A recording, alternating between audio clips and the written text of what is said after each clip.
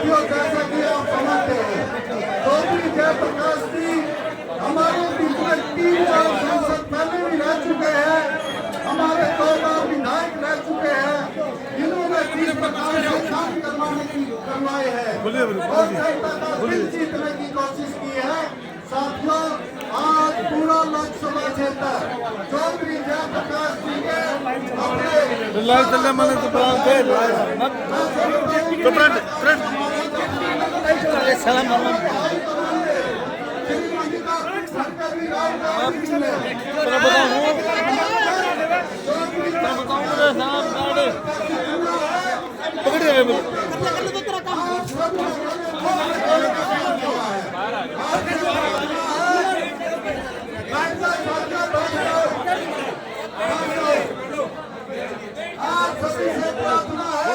आने वाली 25 अपना एक कीमती वोट चौधरी जयप्रकाश जी के पक्ष में डाले। माता बहने भी यहाँ खड़ी है। आज ये इतना सुंदर प्रांगण है। जब मैं विधायक बना, यहाँ जोड़ होता था गंदे पानी की। मैंने इसकी शुरुआत करी थी।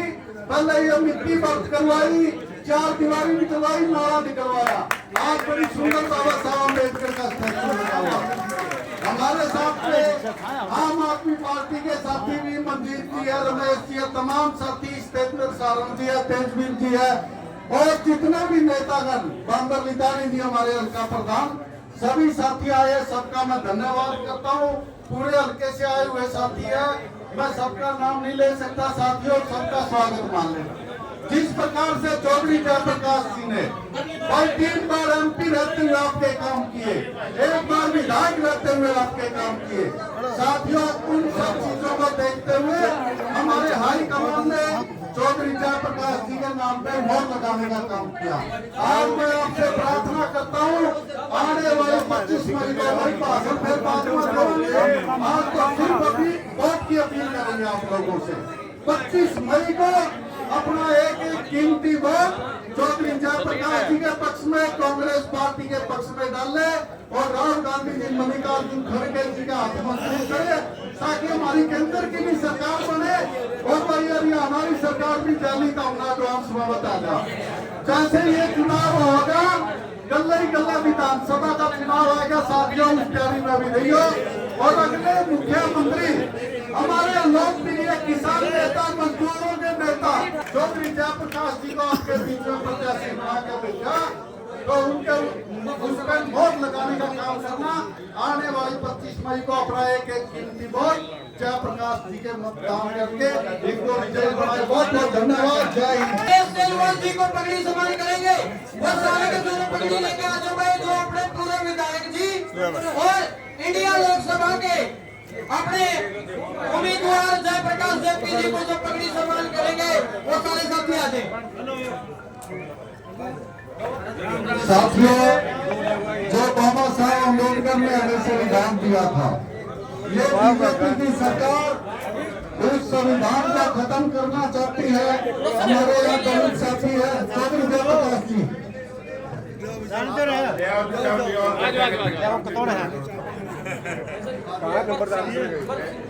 बहुत बहुत धन्यवाद।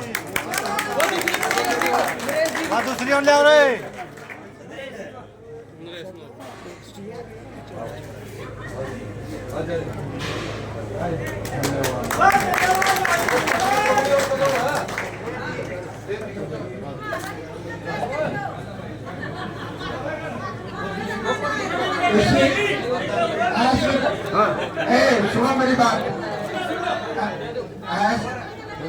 सुनो। ऐसी घोषणा कर दी है कांग्रेस पार्टी ने, जहाँ बेटी हर 60 वर्ष की पूरी कलर के बराबर तनख्वाह लेवेगी। अभी बताऊंगा कैसे लेवेगी। बहुत ही हमारे साथी सम्मान के लोग, आपके पूर्व विधायक और साथ आए हुए हमारे दोस्तों, बदावर गांव के सम्मानित बुजुर्गों, नौजवान साथियों, घरों में जहाँ तक भी मेरी आवाज सुनाई दे पा रही है, माताओं बहनों और प्यारे बुजुर्गों साथियों,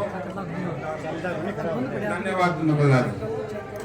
आज तो मैं और मेरे साथी इंडिया गठबंधन की तरफ से जो मुझे उम्मीदवार बनाया गया है, और कांग्रेस पार्टी का चुनाव निशान हाथ का पंजा मुझे दिया, मैं इसके लिए आपसे वोट मांगने आया हूँ। और मैं 2 बात में अपनी तकरीर खत्म करूंगा, क्योंकि इलाका बहुत लंबा चौड़ा है। मैं एक ही बात कहूंगा कि मुझसे जब मुझे टिकट नहीं मिली तो एक ही बात कहता था रणजीत सिंह कि कांग्रेस पार्टी के पास उम्मीदवार ही नहीं, कांग्रेस पार्टी उम्मीदवार ढूंढ रही है, इस तरह के बयान करेगा।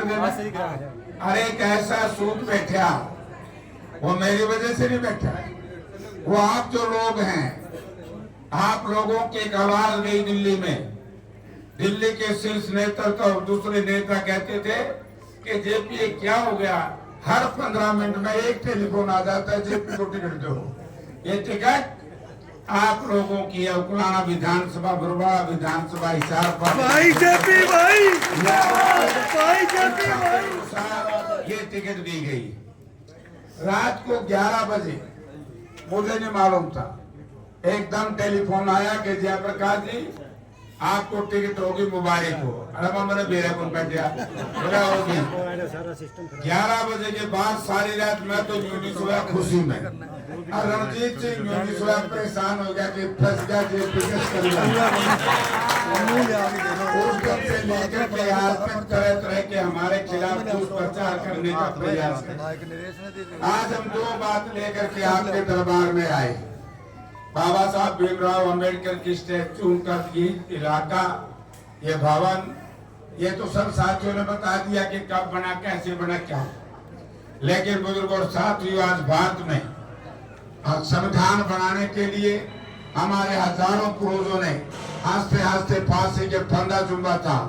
अंग्रेज अपने जवानी अंग्रेज की काल कोठरी में व्यतीत करने का काम किया था, तब जाकर के बाबा साहब ने इस देश के लिए संविधान लिखा था। और आज ये बेईमान लोग इस संविधान को बदलना चाहते हैं।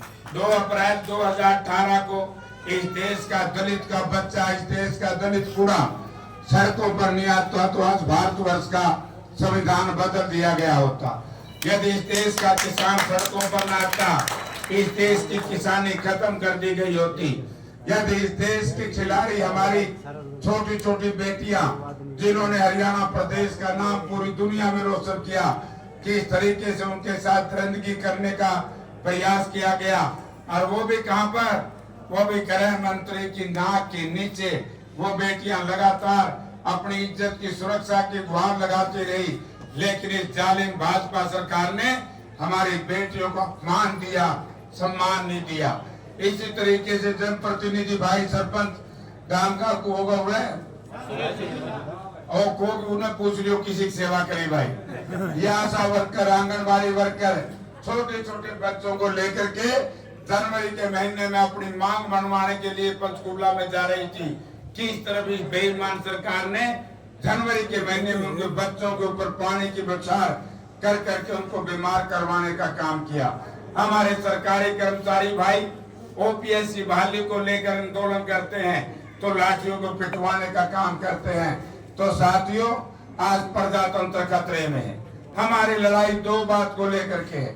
हमने प्रजातंत्र को बचाना है, क्योंकि प्रजातंत्र का मायना क्या है कि कोई सरकार यदि जनता से गलती से बन जाए तो 5 वर्ष के बाद जनता उसको बदल दे और नई सरकार बना। आपने देखा होगा कि चंडीगढ़ का मेयर का चुनाव इंडिया गठबंधन के प्रत्याशी थे आम आदमी पार्टी के, उनके पास 9 वोट ज्यादा थी, उसके बाद भी इन्होंने बीजेपी के उम्मीदवार की घोषणा कर दी जीत की। इससे बड़ी बेईमानी क्या होगी। इसी तरीके से सूरत में कांग्रेस पार्टी के उम्मीदवार की नॉमिनेशन पेपर ही कैंसिल करवा दिया। इसी तरीके से इंदौर में कांग्रेस पार्टी के उम्मीदवार को पुलिस में गिरफ्तार करवा करके उसके प्रपोजलों के ऊपर ईडी की रेड करवा करके मुफ्त में बढ़वा करके पर्चे कैंसिल कराने में लगे हैं। तो मैं आपसे एक ही नम्रता पूर्वक निवेदन करना चाहूंगा, यदि आप प्रजातंत्र की बहाली कराना चाहते हो यदि आप बाबा साहब के द्वारा बनाए गए संविधान को बचाना चाहते हो तो 25 तारीख को ना लाठी की जरूरत, ना तोप और बंदूक की जरूरत, केवल थोड़े से संयम की जरूरत है। सुबह नहा धो के हम सारी और दबा दब हाथ का पंजा, हाथ का पंजा, हाथ का पंजा, सांस से नहा दो, पड़ोसिया की जी आपको निकल जाए। मैं बताना चाहूंगा, मैं हमारी माता शक्ति को कह रहा था, एक का बहुत बढ़िया इंतजाम कांग्रेस पार्टी ने हमारी माता शक्ति को देने का काम। जो 60 साल की बूढ़ी हो जाएगी उसने तो बुढ़ापा पेंशन देंगे 6,000 रुपये, 6 हो गए, और हर महिला को घर में 1-1 लाख रुपए देंगे। 8,500 हो गए, 8,500 और 6 14,000 मिलेंगे। घर में कलर वर्गा लाग गया कि नहीं लाग गया, मैंने बताओ। हर दलित समाज को सुन ले, हर दलित परिवार को, हर बैकवर्ड परिवार को हम लेके जाऊंगा। ले